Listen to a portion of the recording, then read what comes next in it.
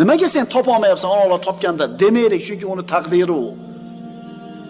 Haqiqatan kunni kunga, tunni tunga o'laysan bo'lmaydi. Demak, Alloh taoloning taqdiri.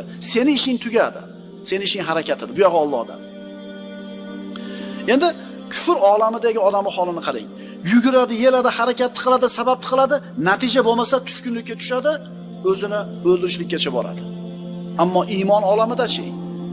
Hamma sabab qilgandan keyin natija bo'lmasa, demak Allohdan ekan deydi, rozi bo'ladi, ajr oladi.